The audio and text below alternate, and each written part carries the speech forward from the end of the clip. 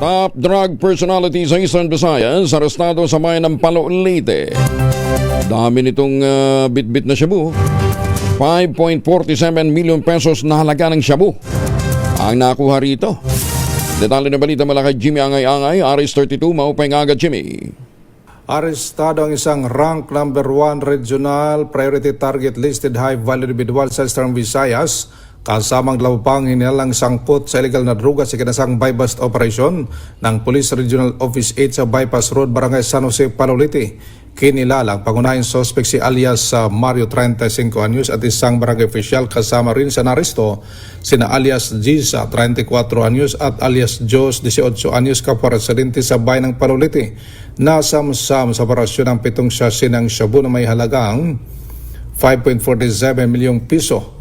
Ayon kay PRO8 Regional Director Brigadier General Jason Capoy, malaking tagumpay ang pagkakaresto sa pangunahing target ng reyon at patuloy nilang paigtingin ang intelligence-driven operations laban sa illegal na droga.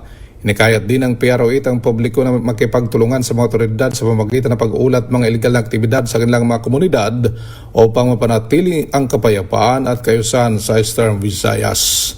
Mula dito sa DYVL Action Radyo Tacloban, ito si R32 Jimmy Angay-Angay para sa DZRH, una sa Pilipinas, una sa Pilipino.